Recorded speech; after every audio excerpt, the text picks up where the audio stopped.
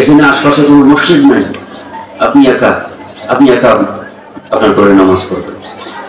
জুমা যদি কোথাও দূরে যায় নামাজ পড়ার মতো আপনার সাধ্য হয় পড়বেন, না হলে ঘরে পড়বেন। আপনি যে মসজিদ পাইলেন না, ঘরে পড়তেছেন, এই জন্য মসজিদের সাথে আপনি কম সওয়াব পাবেন না, বরং আপনার ঈমান হেফাজতের জন্য আপনি যে আপনার ঘরে নামাজ পড়তেছেন, মসজিদে না পাওয়ার কারণে ঘরের নামাজটা মসজিদের চেয়ে আরো বেশি সওয়াব পাবেন।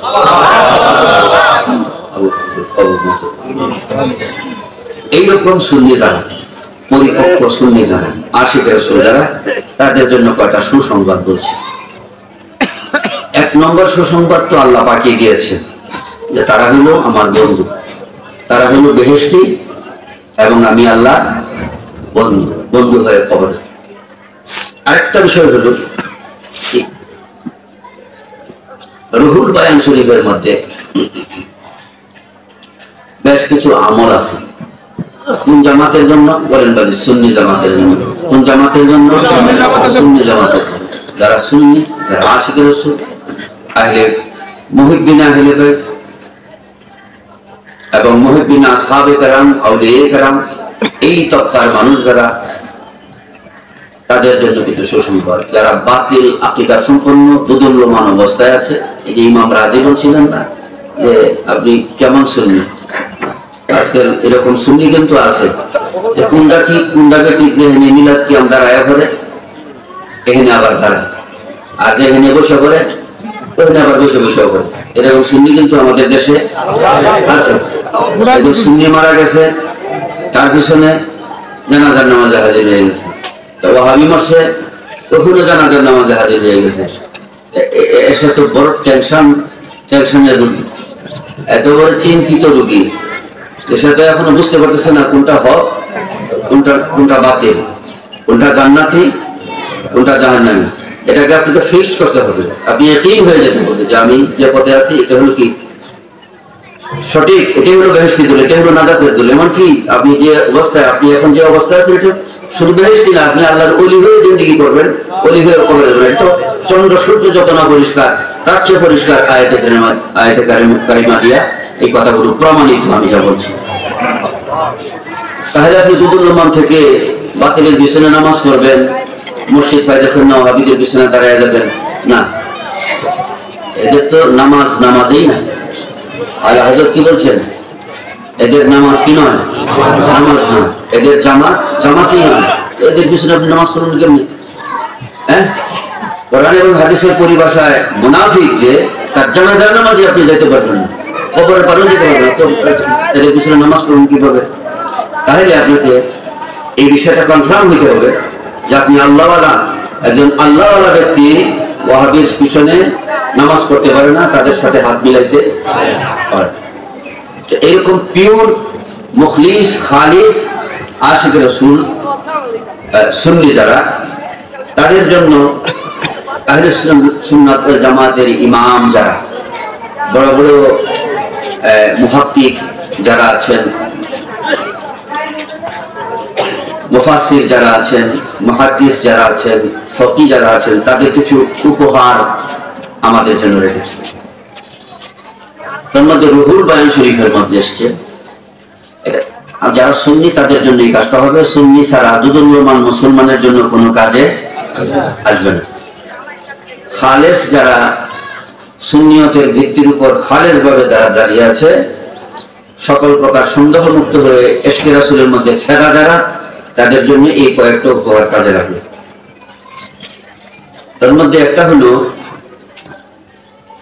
এই সুন্নি জামাত আশিক রাসূল যারা, তাদের মৃত্যুর সময় রুহুল বায়ান শরীফের মধ্যে এসছে যে আহাদনামা শরীফ, আহাদনামা শরীফ আপনাদের কাফনের কাপড়ে, এই বুকের মধ্যে কাফনের কাপড়ে রেখে দিবেন।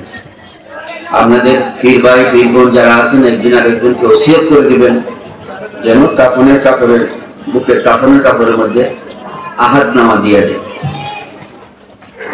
এটা আপনাকে কবরে প্রশ্ন করা হবে, কিন্তু কবরের প্রশ্নগুলো এমন ভাবে করা হবে যেভাবে করলে আপনি জবাব দিতে পারেন। অনেক সময় কিছু টিচার আছে যে কিছু কিছু ছোট ছোট ছেলে ফুলাফান আছে না, বাচ্চা আদর করে যখন হুজুরে প্রশ্ন করে এমন তালে প্রশ্ন করে যাতে জবাব দিতে পারে। হুজুরে এমন তালে এমন পদ্ধতিতে সিস্টেমে প্রশ্নটা করে যাতে সে কি ব্যর্থ না হয়। উদ্দেশ্যটা হলো যে আমি এইভাবে বলবো যাতে সে কি করতে পারে, বলতে পারে, জবাব দিতে পারে। হাতনামা থাকলে তাকে প্রশ্ন করা হবে, কিন্তু সে জবাব দিতে কি হবে, সক্ষম হবে, জবাব দিতে পারবে। এই নিয়ামত কার জন্য? আহলে সুন্নাত ওয়াল জামাতের জন্য। এটি উসিলা। ওয়াহাবীদের কাজ করবে না, ওরা উসিলা মানে না, এটি কি উসিলা। আর যাদের মধ্যে দুদুল্যমান অবস্থা আছে তাদের কোনো কাজে আসবে। এরপরে আরেকটা কথা বলছি খুব সংক্ষেপে, এটা আমার বাবাজিরা আমার রাজারা আছেন আমলটা করবেন। নওয়াজুল রসুল কিতাবের মধ্যে এই কথাটাই ভাবে এসছে, मुर्दे के कफन में दुआ रखने के मुताल्लिक इमाम तिरमिजी ने हदीस रवायत की। इमाम तिरमिजी एक हदीस रवायत करছেন, जिसे फतवा रिजविया में इमाम अहमद रज़ा खां फाज़िल बरेलवी रहमतुल्लाहि रदवान ने यूं नकल फरमाया। इमाम तिरमिजी हाकिम इलाही सैयदी मोहम्मद अली मासर इमाम बुखारी ने नवादिर रसूल में रवायत की है कि खुद हुजूर सैयद आलम सल्लल्लाहु तआला अलैहि वसल्लम ने फरमाया, मन कताबा हाज़ा दुआ व जअलहु बैन सदरिल मय्यति व कफनिही फी रकअति लम यनलहु अज़ाबल क़ब्र वला यरा मुनकिरा व नकीरा। এটা ইমাম তিরমিজি রওয়ায়াত করেছেন। ওখান থেকে এই বর্ণনাটা ফাতওয়া রিজভিয়ার মধ্যেও এসেছে, যেটা হুজুর সাল্লাল্লাহু তাআলা আলাইহি ওয়াসাল্লাম বর্ণনা করেছেন। আর ফাতওয়া রিজভিয়ার এটা নবম খণ্ডের 100 এটা কত পৃষ্ঠা, 8 না 108 পৃষ্ঠায় বর্ণনাটা আছে। যে একটা দোয়া আছে, এই দোয়াটা যদি মাইয়াতের বুকের মধ্যে কাফনের বুকের মধ্যে একটা কাফনের কাপড় থাকে না, এই দোয়াটা ছোট্ট একটা দোয়া, এটা যদি কাফনের কাপড়ের মধ্যে রেখে দেওয়া যায় তাহলে তার কবরে কোনো প্রকার আযাব হবে না। ওয়ালা ইয়ারা মুনকিরা ওয়া নাকিরা, এমনকি মুনকির নাকির তারে দেখবেই না। মুনকির নাকির তারে কি দেখবে না। তো এই বিষয়গুলো একটা হলো যে আমি একটা হাদিস পড়লাম, হাদিস পড়ে হাদিসের অনুবাদ করলাম। আমি তো হাদিস বিশারদ না, আমি তো কিনা হাদিসের উপর খুব একটা পণ্ডিত, ভালো পণ্ডিত না, মাহের না। এগুলোর উপর যারা মাহের, ব্যাখ্যা বিশ্লেষণ যারা করেছেন, পর্যালোচনা করে পর্যায়ক্রমে পর্যালোচনা করতে করতে আলা হযরত আযীমুল বরকত ইমাম ইশক মাহাব্বত ইমাম আহমদ রাযা রাদিয়াল্লাহু তাআলা আনহু স্বয়ং এর ফজিলত নিয়ে আলোচনা করেছেন এবং তিনি কিতাব ফাতওয়া রিজভিয়ার নবম খণ্ডে 108 পৃষ্ঠায় এই বর্ণনাটা নিয়ে আসছেন।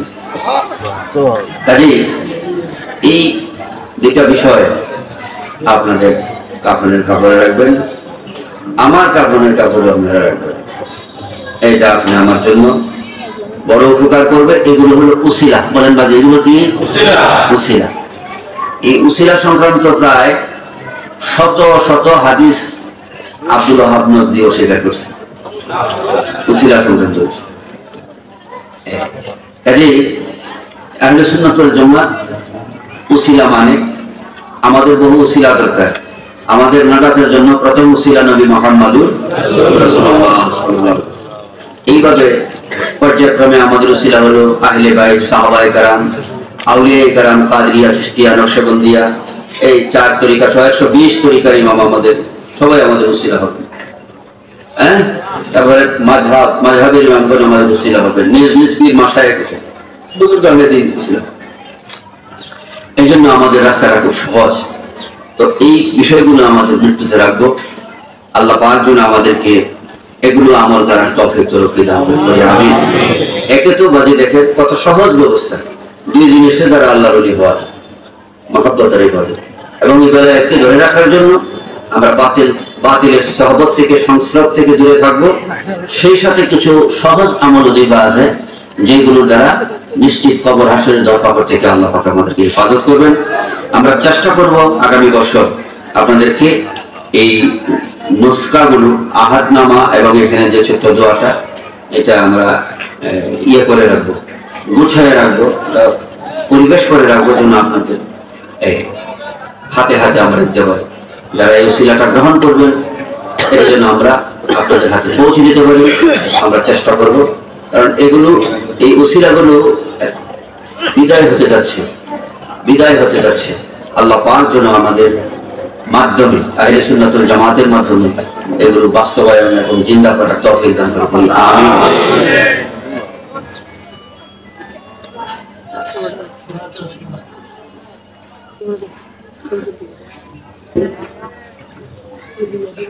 বাজি যারা বায়াতের জন্য বলছিলেন আমার সঙ্গে বায়াতের কালামগুলো পড়ে দয়াল নবীর নামে বায়াত হয়ে যাবেন। অনেক মারা বলছিলেন বায়াতের জন্য, আপনারা আপন আপন অবস্থান থেকে আমার সাথে সাথে বায়াতের কালামগুলো পড়লেই সরাসরি নবীর নামে বায়াত হয়ে যাবে।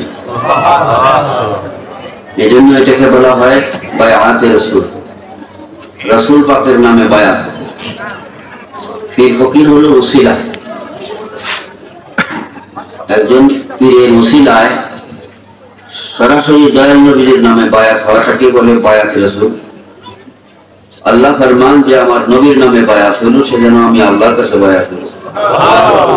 ফাসায়ুতিহি আজরান আযীমা, এই বায়াতের কারণে তার মহা পুরস্কার আছে, অনেক পুরস্কার রয়েছে দুনিয়া এবং আখিরাতে।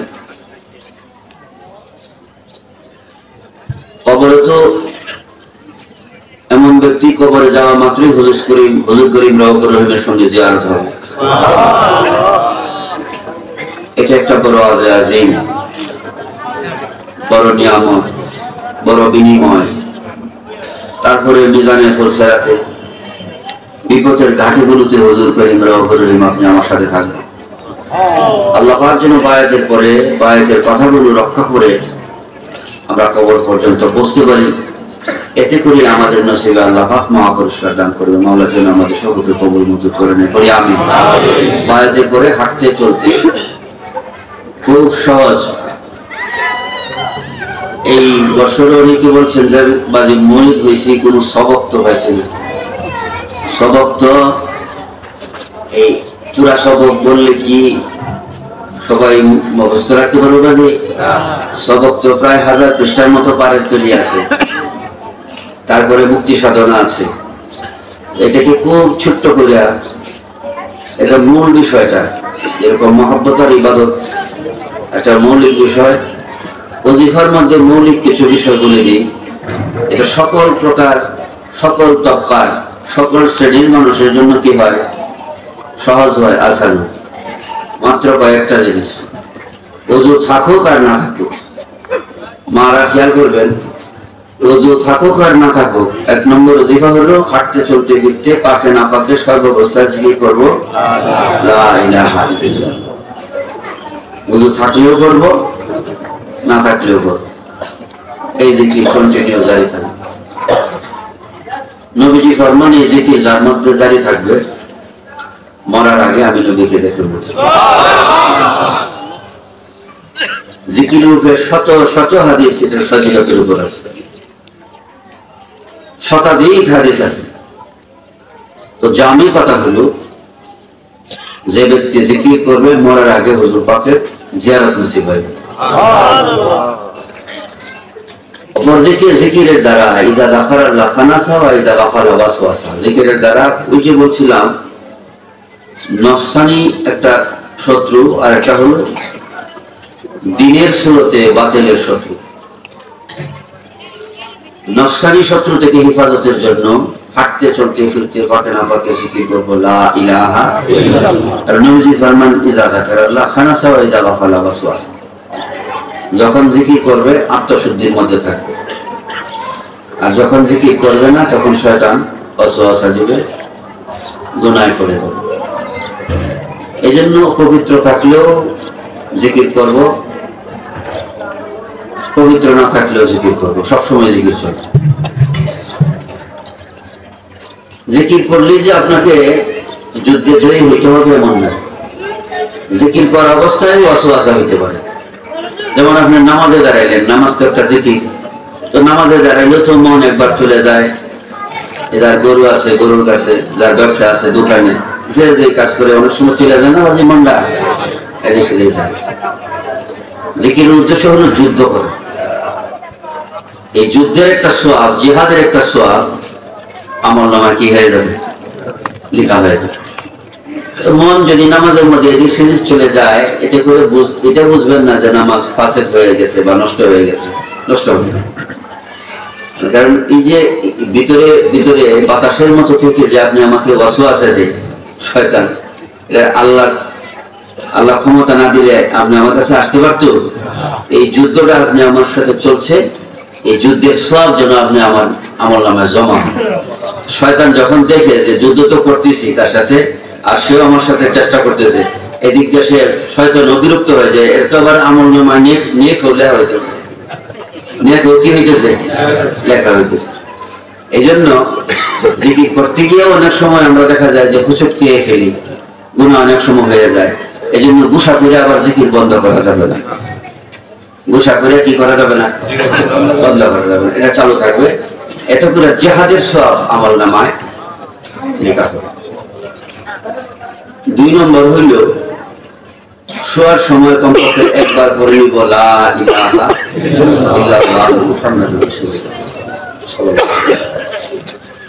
জিকিরের এই কলমা শরীফে অনেক ফজিলত তাসাউফের কিতাবে, হাদিসের কিতাবে, বিভিন্ন ভাবে তাফসীরের কিতাবে এসেছে। এই সামগ্রিক কথাটা হলো এই কলমা শরীফ যে ব্যক্তি কমপক্ষে একবার শোয়ার সময় পড়ে শুইবে, নবীজি ফরমান শহীদগণের সাথে তার হাসর হবে। শহীদগণের সাথে হাসর হইলে লাভটা কি, যে শহীদগণের কি হয় না, হিসাব হয় না, বিনা হিসাবে জান্নাতে যায়। এই জন্য নবীজি শহীদগণের সাথে লাগাই দিয়েছে যে শহীদের সাথে কলমা শরীফ যে নিয়মিত পড়ে শুইবে, শহীদগণের সাথে হাসর হবে, অর্থাৎ বিনা হিসাবে আল্লাহ পাক তাকে জান্নাত দান করবে। এই দুইটা ওজিফা যেন আমাদের মধ্যে থাকে। আর বাকি ওজিফাটা তো বায়াতের মধ্যে আমরা বলি, বায়াতের কথাগুলো খেয়াল করবেন, ওইগুলো ওজিফা যেগুলোর মধ্যে ফরজ আছে, ওয়াজিব আছে, সুন্নাত আছে, আল্লাহ পাক যেন সবকটাকে আমল করার, সাধ্যমতো আমল করার তৌফিক দান করে। আমিন। তো মহব্বত করে নবী পাকের নামে বায়াতের জন্য যারা বলছিলেন আমার সঙ্গে হাত বাড়িয়ে নবী পাকের নামে বায়াত হয়ে যাবেন। বিগত দিন যারা বায়াত হয়েছেন তারা তওবা এবং বায়াত দুটোই নিয়ত করতে পারবেন। আমার সাথে সাথে বলুন এবার আউযু বিল্লাহি মিনাশ শাইতানির রাজীম, বিসমিল্লাহির রহমানির রহিম। বলুন আমি ঈমান গ্রহণ করতেছি মহান আল্লাহ পাকের উপর, দয়াল নবীজির উপর, কোরআন ও হাদিস শরীফের উপর, কোরআন ও হাদিস শরীফের মর্মাদির উপর। ইয়া আল্লাহ, বিগত জীবনে যত গুনাহ খাতা করেছি সমস্ত গুনাহ হইতে বেজার হইতেছি, মাফ চাইতেছি, খালেস তওবা করতেছি। ইয়া আল্লাহ, আমার ফরিয়াদ কবুল করো। মাওলা, মুখলিস ইমানদার হইতেছি, বেহেশতি জীবন লাভ করতেছি, জান্নাতি জীবন লাভ করতেছি। কালমায়ে তাইয়্যিবা ও বায়াতে রাসূলের দ্বারা লা ইলাহা ইল্লাল্লাহ মুহাম্মাদুর রাসূলুল্লাহ সাল্লাল্লাহু আলাইহি ওয়াসাল্লাম। মাওলা, বায়াত হইতেছে নূরে খোদা মুহাম্মদ মুস্তাফা সাল্লাল্লাহু আলাইহি ওয়াসাল্লামের কাছে রদবি হানাফি ওসিলায় মাওলা কবুল করো। মাবুদ নামাজ পড়ব, রোজা রাখবো, উপযুক্ত হইলে হজ যাকাত আদায় করব। ইয়া আল্লাহ, শরীয়তের বিধান সাধ্যমতো পালন করার তৌফিক দান করো। মাওলা, কাদরিয়া তরিকা গ্রহণ করলাম, এই তরিকায় ঈমানের সাথে আখিরি মৃত্যু নসিব করো। দয়াল নবীর সাথে হাসর নাসর কবুল করো। আমিন। বয়াত হয়ে গেছেন দয়াল নবী। আল্লাহ পাক যেন এই বয়াতের উপর কায়েম থেকে আমাদেরকে কবরস্থ হওয়ার তৌফিক দান করে। বাজি এখন কি করবেন? আচ্ছা, আমি এই যে কিছুক্ষণ আগে এই বাজি মুফতি ইব্রাহিম খলিল রেজভী সাহেব জিকির সংক্রান্ত একটা কথা বলছেন। এটা কোনো ব্যক্তি বিশেষ নয়, এটা সামগ্রিক সকলের উপকারের জন্য। এটা এই কথাটা এখন বলা হয়েছে আমাদের পরবর্তী প্রজন্ম যারা আছেন, খলিফাবৃন্দ যারা আছেন, এই দ্বীনের সত্যতাটাকে বজায় রাখার জিম্মাদারি আলেমদের কাছে। এটা শুধু আমার বর্তমানে না, পরবর্তীতেও আপনারা এইভাবে এটা হেফাজত করবেন। এটা তো এই বাজি বলছেনই যে রবের কসম করে বলছেন যে কাউকে কষ্ট দেওয়ার জন্য না, আমরা আমাদের পরবর্তী প্রজন্ম সবাইকে সচেতন করার জন্য আমরা কিন্তু একটা স্বচ্ছ অবস্থানে এবং স্বচ্ছতা বজায় রাখতে গিয়া যেখানে যে সমস্যাটা আছে ওই সমস্যাটা আমরা তুলে ধরি এবং ওটা থেকে আমরা দূরে থাকতে চেষ্টা করি, পরিষ্কার করতে চেষ্টা করি।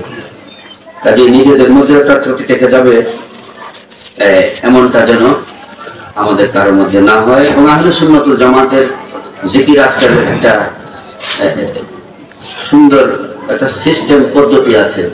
আমাদের সালফে সালেহিন যারা, আকাবের যারা, ওনারা তো জিকির করছেন, তো এইটা যেন আমরা ধরে রাখতে পারি। আজকে আহলে সুন্নাতুল জামাতের চেয়ে স্বচ্ছ কোনো জামাত নেই। আহলে সুন্নাতুল জামাত সাহাবায়ে কেরামের জামাত, পরিষ্কার বলছেন। এর চেয়ে স্বচ্ছ, এর চেয়ে পরিষ্কার, এর চেয়ে সুন্দর কোনো জামাত আছে? এই জামাতটা আজকে কলঙ্কিত হলো কেন? দেখেন, আহলে সুন্নাতুল জামাত নাম দিয়া যদি সিগারেট খায়, তো এই যে মশলা দিয়া যে টান দেয়, কি বলে, গাঁজা, এগুলো যদি খায়, আহলে সুন্নাতুল জামাতের নাম দিয়ে যদি গান বাজনা হয়, মেয়ে ছেলে নাচানাচি হয়, তারাও তো আহলে সুন্নাতুল জামাত বলে।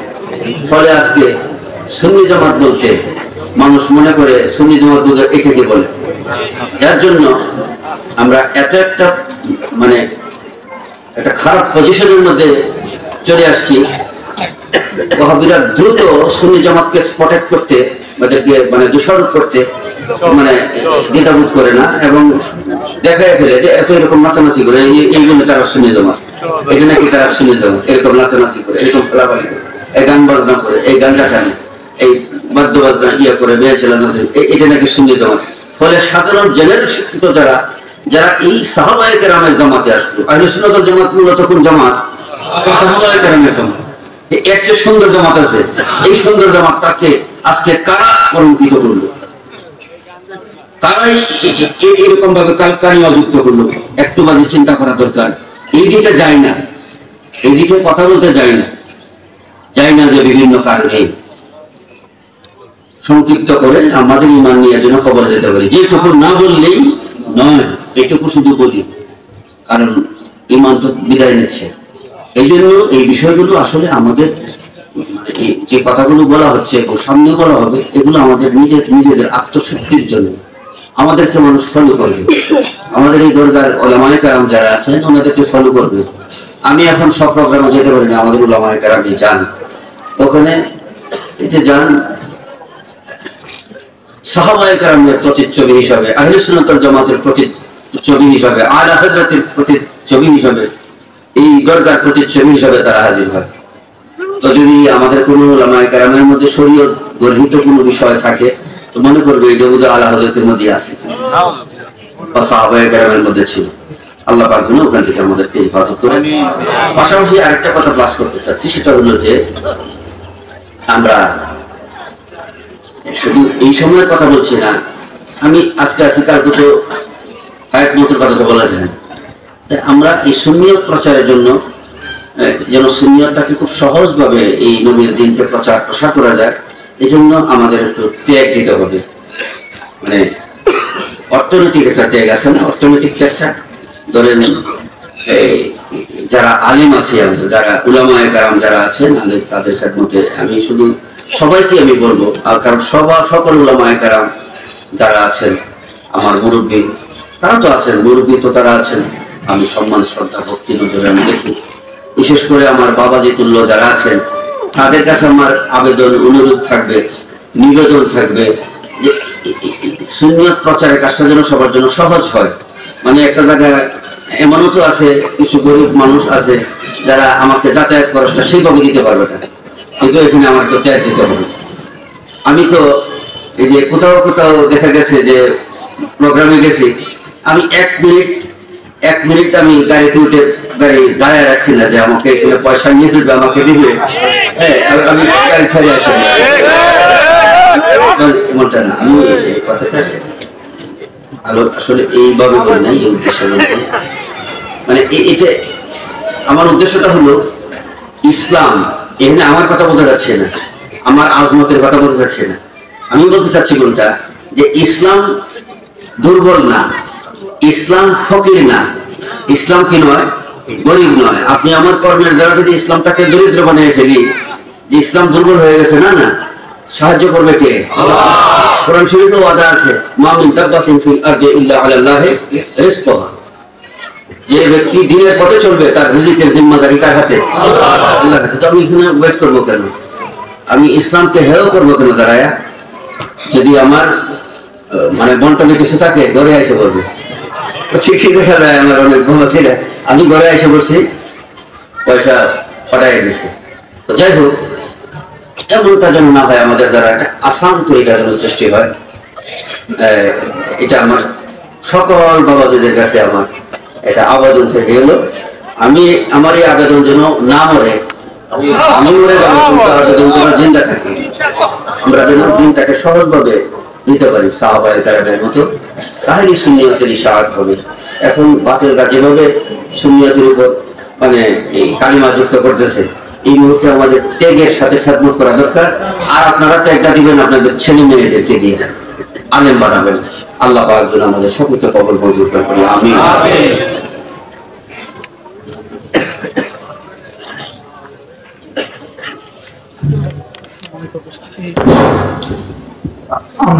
আমাদের আরো কিছু কাজ আছে, আপনাদেরকে একটু বিরক্ত করবো আমরা। আমাদের হুজুর কেবলা প্রত্যেক বছরই খেলাফতনামা এবং এজাজতনামা প্রদান করে থাকেন, আপনারা জানেন। তো এই মুহূর্তে হুজুর কেবলার পক্ষ থেকে, দরগা শরীফের পক্ষ থেকে খেলাফতনামা এবং এজাজতনামা গ্রহণ করবেন। যারা আমি তাদের নাম ঘোষণা করছি তারা একটু প্রস্তুত থাকেন, মঞ্চে উপস্থিত থাকেন। মুফতি মোহাম্মদ গোলামে আকবর নাজিরি সাহেব, মাওলানা আব্দুর রহিম রিজভী সাহেব সিলেট, মাওলানা আবু আইয়ুব আনসারী সাহেব সুনামগঞ্জ, মাওলানা শফিউল বাশার রিজভী সাহেব কেন্দুয়া নেত্রকোনা এবং জনাব মোহাম্মদ সায়েদুজ্জামান রিজভী সাহেব, ওনাদেরকে মঞ্চে উপবিষ্ট হওয়ার জন্য অনুরোধ করছি। সম্মানিত শুধু হুজুর কেবলা খেলাফতনামা প্রদান করেন। খেলাফতনামার মধ্যে কিছু শর্ত থাকে, দুইটা কথা থাকে, এই দুইটা কথার মধ্যেই গোটা সুন্নিয়ত এবং ইসলাম আছে। আলহামদুলিল্লাহ বলেন। হুজুর কেবলা লিখেছেন, আল্লাহ রাসূল সাল্লাল্লাহু আলাইহি ওয়াসাল্লাম এবং মহান আহলে বাইতকে সর্বগুণে মান্য করো তো জানের চেয়ে বেশি ভালোবাসবো এবং তাদের ভালোবাসা ও অনুকরণের বাস্তবায়ন ঘটাবো। আকিদা আহলে সুন্নাত তথা মুসলিম আজমের ছায়ায় মুহিব্বিন আহলে বাইত রেজভী দরগা শরীফের মতাদর্শ মোতাবেক জিন্দেগি পরিচালনা করব। এবং আহলে সুন্নাত ওয়াল জামাতের মতাদর্শ বিরোধী কোন প্রকার কর্মে লিপ্ত হব না, অন্যথায় খিলাফতনামা বাতিল বলে গণ্য হবে। এই শর্তে হুজুর কিবলা খেলাফতনামা দিয়ে থাকেন। হুজুর কিবলা কখনোই কাউকে ডেকে ডেকে বলেন না যে আমি খেলাফতনামা তোমার বাতিল করে দিলাম। এই শর্তেই খেলাফতনামা দেন যদি তার মধ্যে এই শর্তগুলো অনুপস্থিত পাওয়া যায়, তার কাছে কাগজ থাকলেও এটা অটোমেটিকলি খেলাফত থেকে বঞ্চিত হবে। তাহলে এই বিষয়গুলো যেন আমরা খেয়াল রাখি, আমল ওয়াজিফার দিকে যেন খেয়াল রাখি। খলিফা মানে হচ্ছে প্রতিনিধি। খলিফা মানে কি বলে বলুন তো একটু? প্রতিনিধি। তো হুজুর কিবলা যাদেরকে খেলাফত দেন, এজাজতনামা দেন, ওই জায়গাটায় অনেক সময় হুজুর কিবলা উপস্থিত হতে পারেন না, থাকতে পারেন না। তো হুজুর কিবলা না গেলেও, না থাকতে পারলেও হুজুর কিবলার দাওয়াতি খেদমত আঞ্জামটা যেন আমাদের মাধ্যমে হয়, এই বিষয়টা যেন আমরা সকলে খেয়াল রাখি। পারবো ইনশাআল্লাহ? আমাদের প্রত্যেক খলিফা, প্রত্যেক আলেম ওলামাগণ এবং প্রত্যেকটা ভাই আমরা টার্গেট দিব আগামী বছর উরুসে আসছে কমপক্ষে প্রতিজনে 10 জন করে নতুন লোক নিয়ে আসবো। পারবো ইনশাআল্লাহ? আমরা কয়জন জেনে বলেন? আপনি যদি 10 জন টার্গেট কমপক্ষে 5 জন তো পূর্ণ করতে পারবেন ইনশাআল্লাহ। এটা যেন আমাদের মনে থাকে, স্মরণে থাকে। আল্লাহ যেন কবুল করেন। এই মুহূর্তে হুজুর কিবলার কাছ থেকে খেলাফত গ্রহণ করছেন মুফতি মোহাম্মদ গোলাম আকবর আর নাজিরি, পিতা মোহাম্মদ আব্দুল সাত্তার সাহেব, বুড়িচং, ময়নামতি, কুমিল্লা, বাংলাদেশ। তাকে হুজুর কিবলা থেকে খেলাফতনামা নেওয়ার জন্য অনুরোধ করা হচ্ছে। এরপরে খেলাফতনামা গ্রহণ করছেন মৌলভীবাজার, রাজনগর, তারাপাশা থেকে আগত মোহাম্মদ রজ্জবুল্লাহ সাহেবের সন্তান সুফি হাফেজ মাওলানা মোহাম্মদ আব্দুর রহিম রেজভী সাহেব। এরপরে হুজুর কিবলা থেকে খেলাফতনামা গ্রহণ করছেন সুনামগঞ্জ, জগন্নাথপুর, ইসমাইল চক থেকে আগত মাওলানা আবু আইয়ুব আনসারী সাহেব, পিতা মরহুম আসকান্দারুল্লাহ মুন্সি সাহেব। এরপরে খেলাফতনামা গ্রহণ করছেন নেত্রকোনা, কেন্দুয়ার, মুজাফরপুর থেকে আগত শেখ মোহাম্মদ আব্দুল জলিল সাহেবের সন্তান মাওলানা মোহাম্মদ শফিউল বাশার রেজভী সাহেব। এখন এজাজতনামা গ্রহণ করছেন ব্রাহ্মণবাড়িয়া সদর নরসিংসার থেকে আগত জনাব সুফি মোহাম্মদ সাইদুজ্জামান রেজভী সাহেব, পিতা মোহাম্মদ ইদ্রিস মিয়া সাহেব। তিনি হুজুর কিবলা থেকে তালিম, তাজকির ও তদবির প্রদানের এজাজতনামা গ্রহণ করছেন।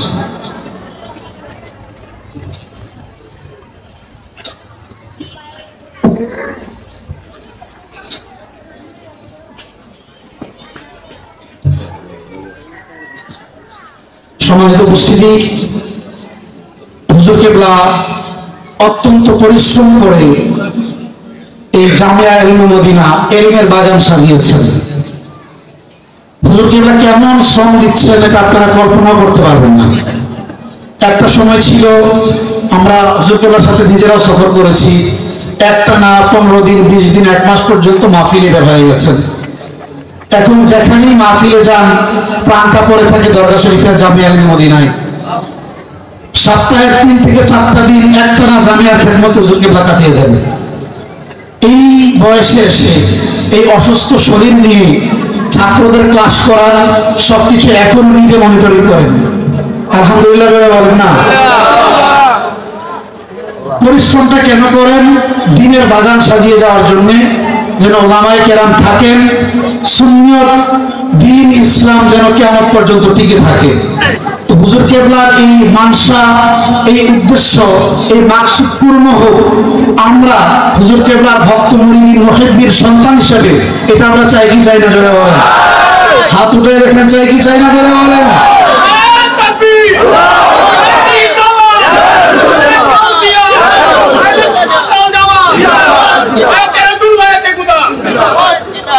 তো ভাই আমার, এই চাওয়াটা তো শুধু মুখে মুখে চাইলে হবে না। বছরে একবার এসে হাত উঠাইলাম, চলে গেলাম, ভুলে গেলাম, এমনটা কি আসলে হবে?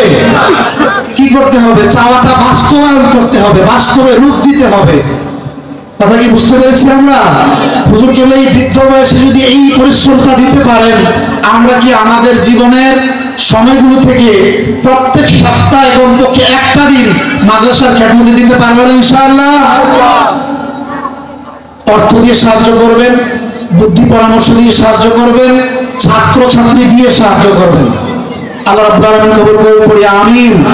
সম্মানিত সুধী, আমাদের মাদ্রাসা থেকে ফারিদুত তাহসিল অনেকগুলো বিভাগ আছে, আপনারা জানেন। নুরুল বোরহান নামে কামিল মাস্টার্সের সমমান আমাদের এখানে সর্বোচ্চ ক্লাস। এটাতে 3টা বিষয়ের একসাথেই তাখাসসুস হয়। একটা হচ্ছে তাফসীর, আরেকটা হচ্ছে হাদিস, আরেকটা হচ্ছে ফিকহ। মানে হচ্ছে আপনি একই সাথে মুফতি, মুহাদ্দিস এবং মুফতি হচ্ছেন এই কোর্সটা সম্পন্ন করলে। তা আমাদের এখান থেকে যারা কোর্স সম্পন্ন করেছেন তাদের জন্য জামিয়া কর্তৃপক্ষ, হুজুর কেবলার পক্ষ থেকে তো সনদ থাকছে, এবং আলহামদুলিল্লাহ শুকরিয়ার বিষয় হচ্ছে এই সনদের সাথে আমাদের দাদা পীর সাহেব কেবলা, আমাদের পীর সাহেব হুজুর কেবলার পীর যিনি আল্লামা সুবহান রাজা খান সুবহানি মিয়া মাদাজিল্লাহুল নুরানি, আলহামদুলিল্লাহ বলেন না, বেরলি শরীফ মারকাজ আহলে সুন্নাত থেকে আমাদের যারা ফারিদুত তাহসিল হয়, তাকমিল সনদ অর্জন করে, পরিপূর্ণ কামিল পাশ করার পরে যারা সনদ অর্জন করে নুরুল বোরহান থেকে, এই তাদের এই সনদে আমাদের দাদা পীর সাহেব হুজুর কেবলা দরগাহ আরা হযরত বেরলি শরীফ থেকে উনি নিজে স্বাক্ষর করে, শুধু বাংলাদেশে নয় সারা বিশ্বে এটাই প্রথম যে বেরলি শরীফের বাহিরে হুজুর কেবলা নিজে স্বাক্ষর করে পুরো প্রতিষ্ঠানের জন্য সনদের স্বীকৃতি দিয়েছেন। আলহামদুলিল্লাহ বলেন। এটা আমাদের জন্য নিয়ামত না, ছোট নিয়ামত না, বড় নিয়ামত। মানে এটা শুধু বাংলাদেশের জন্য না, বেরলি শরীফ থেকে, বেরলি শরীফের বাহিরে কোন প্রতিষ্ঠানে হুজুর কেবলার থেকে এরকম সনদ অঙ্কের নাম আর কাউকে দিয়েছেন বলে আমাদের জানা নেই। কথা কি বুঝতে পেরেছেন? তো এই সনদটা আমাদের কাছে থাকা মানে আমাদের কাছে একটা বরকত থাকা, একটা নিয়ামত থাকা, ঠিক কিনা বলেন? আমাদের সন্তানগণ এই প্রতিষ্ঠানে কামিল অর্জন করুক, পড়াশোনা শেষ করুক, এরকম একটা বরকত আমরা অর্জন করি, আমাদের সন্তানরা অর্জন করুক। আমরা চাই তো সবাই ইনশাআল্লাহ। সন্তান দিবেন, নিজেদের সন্তান, ছোট ভাই বোন, পাড়াপড়শি, আত্মীয় স্বজন সবার সাথে পরামর্শ করে আমাদের প্রতিষ্ঠানটাকে আপনারা সমৃদ্ধ করবেন। মনে রাখবেন, এই প্রতিষ্ঠান আছে মানে সুন্নিয়ত আছে, সুন্নিয়ত আছে মানে দিন আছে, দিন আছে মানে দুনিয়া আছে। এই যে দুনিয়ার যারা নাস্তিক আছে, আল্লাহকে অস্বীকার করে, তারাও টিকে আছে, কিন্তু এই মুসলমান, সুন্নি মুসলমান আলেমদের কথা আলহামদুলিল্লাহ বলেন। তো আমাদের মাদ্রাসার ছাত্ররা এই মুহূর্তে সনদপত্র নিচ্ছেন। আমাদের মাদ্রাসা থেকে আপনারা জেনে খুশি হবেন, আমাদের প্রিয় ভাইজান রেজবিয়া দরগা শরীফের ভবিষ্যৎ রৌনক ও গৌরব, আমরা আল্লাহ রাব্বুল আলামিনের কাছে কায়েম বাক্যে দোয়া করি, রব্বে করিম যেন হুজুর কেবলার উপযুক্ত স্থলাভিষিক্ত হিসেবে আমাদের প্রিয় ভাইজান আল্লামা মুফতি নাঈমুল আমিন রেজভী সাহেবকে কবুল করেন। জোরে বলি আমিন। আমরা আমাদের ভাইজানের কেবলার কাছে আমাদের হুজুর কেবলার ছায়া আমরা সবসময় তালাশ করি। আমরা চাই আমাদের হুজুর কেবলা এর পরবর্তী মিশনটা যেন আমাদের ভাইজান কেবলা অত্যন্ত সুন্দরভাবে আঞ্জাম দিয়ে যান, রব্বে করিম যেন কবুল করেন, বলেন আমিন। ভাইজান কেবলা আলিয়া মাদ্রাসাও পড়তেছেন, কিন্তু আমাদের হুজুর কেবলার কথা হচ্ছে, তুমি আলিয়া মাদ্রাসায় পড়েছো, আচ্ছা আগে থেকে যেহেতু ভর্তি হয়ে গেছো পড়ে ফেলেছো, কিন্তু আলিয়া মাদ্রাসায় যে কি পড়াশোনা হয়, আমি তো আলিয়ার শিক্ষক, এটা আমরা জানি। আলিয়া মাদ্রাসায় পড়ে একজন আলেম হবে এই গ্যারান্টি কেউ দিতে পারবে না। সবিরোধী কথা যদিও আমি শিক্ষক হয়ে বলতে পারছি, এটি বাস্তবতা। আমি যেই মাদ্রাসাটা পড়াই 5 বছর যাবত এখানে খেদমত করি, আমি জীবনে কখনো কোনো কিছু কইরা গিয়ে তাদেরকে পড়াইতে হয় নাই। কথা কি বুঝতে পেরেছেন? অথচ আমি যখন এই জামিয়ায় পড়ি, তখন তো এখানেও খেদমতে ছিলাম, তখন আমার ছোট ছোট ছাত্রদেরকে পড়ানোর জন্য আমি মাঝে মাঝে পরে আসতে হইতো। কথা কি বুঝতে পেরেছি আমরা? তো সম্মানিত শুধু আমাদের ভাইজান কিবলা আলিয়ার পাশাপাশি আমাদের এই জামিয়া ইলমে মদিনা থেকেও তিনি কামিল তামিমুল বোরহানের সমাপ্তি সনদ তাফসীর হাদিস এবং ফিকহ বিভাগ অর্জন করেছেন প্রথম বিভাগে। ভাইজান কিবলা হুজুর কিবলার পক্ষ থেকে এখন তাকমিল সনদ গ্রহণ করছেন। আমরা সকলে জোরে মারহাবা বলবো।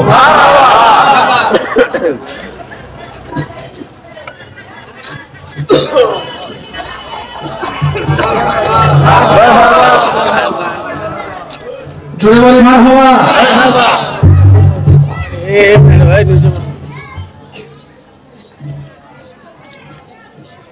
এখন হুজুর কেবলার পক্ষ থেকে নুরুল বুরহান তাফসীর হাদিস এবং ফিকহ বিভাগে প্রথম বিভাগে উত্তীর্ণ হওয়া আমাদের শিক্ষার্থী মোহাম্মদ নুরুজ্জামান রেজভি পিতা আব্দুল মালেক, নোয়াপাড়া ফকির বাজার বারহাট্টা নেত্রকোনা, তাকে হুজুর কেবলার পক্ষ থেকে সনদ গ্রহণ করার জন্য বলা হচ্ছে।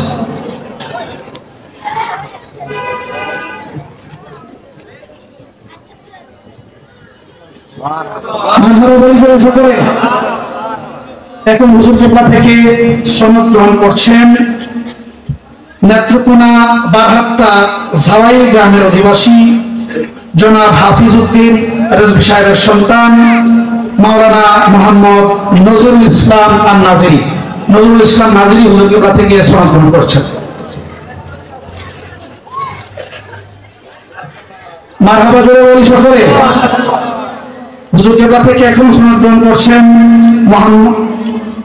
কুমিল্লা মুরাদনগর থেকে দৌলতপুর গ্রামের অধিবাসী মোহাম্মদ হাবিবুর রহমান সাহেবের সন্তান মোহাম্মদ হাফেজ আব্দুর রহমান রেজভি নাজিরি হুজুর কেবলার পক্ষ থেকে সনদপত্র গ্রহণ করছেন। মারহাবা বলো সকলে। এখন সনদপত্র গ্রহণ করছেন বারহাট্টা জাওয়াইল গ্রামের অধিবাসী জনাব আব্দুল মুত্তালিব সাহেবের সন্তান মোহাম্মদ হাসান রেজা নাজিরি হুজুর কেবলার কাছ থেকে সনদপত্র গ্রহণ করছেন। জয় বলি মারহাবা। হুজুর কেবলার কাছ থেকে এখন সনদ গ্রহণ করছেন নেত্রকোনা কলমাকান্দার বড় পাড়ুয়া গ্রামের অধিবাসী।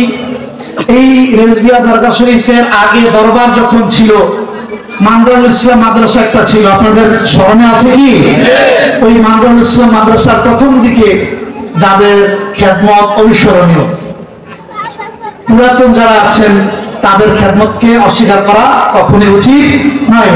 যে বান্দার কৃতজ্ঞতা করে না, সেভাবে কৃতজ্ঞতা আদায় করতে পারে না। আমাদের মুফতি ইব্রাহিম হুজুর আছেন ওই প্রথম দিকের, তার সাথে আছেন মাওলানা আনোয়ার ভাইয়ের সন্তান, আলহামদুলিল্লাহ সেও আমাদের এই প্রতিষ্ঠানের একেবারে প্রথম দিকের ছাত্র।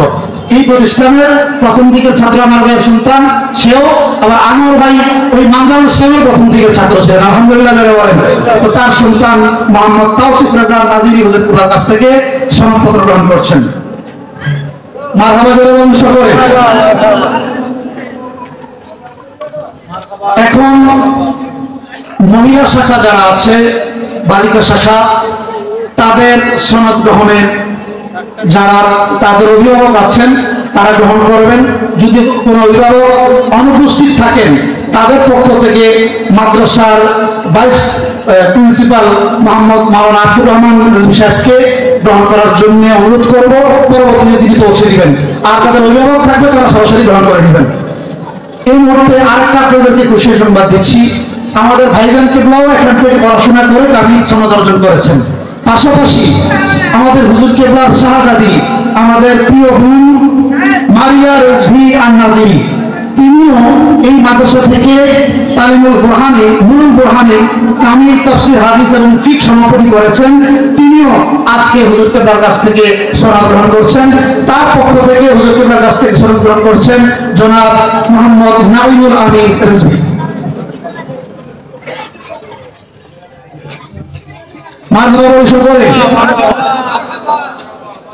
এখন সনদ গ্রহণ করছেন কুমিল্লা মুরাদনগর পুরুন্দি গ্রামের অধিবাসী জনাব অবিক মিয়া রেজভি সাহেবের কন্যা মেয়ে মরিয়ম রেজা নাজিরি এখন হুজুর কেবলার কাছ থেকে সনদ গ্রহণ করছে। কিন্তু তার কোনো অভিভাবক না থাকে আমাদের মাওলানা আব্দুর রহমান রেজভি সাহেবকে গ্রহণ করার জন্য বলা হচ্ছে।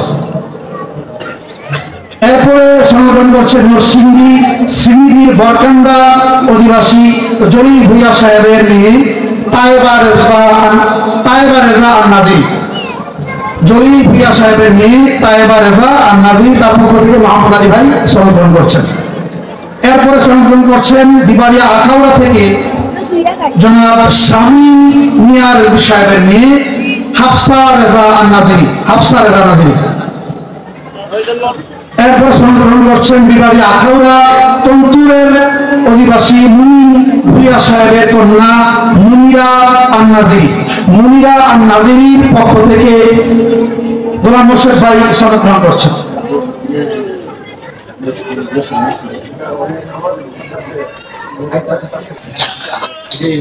তন্ত্র অধিবাসী মুমিন ভুইয়া সাহেবের কন্যা মনিরা নাজিরি, মুফতি জসিমউদ্দিন মুজাহিদি সাহেব, মুফতি সিদ্দিকুর রহমান রবি সাহেব, মুফতি ইব্রাহিম খলিলের কাছ থেকে সনদ গ্রহণ করছেন।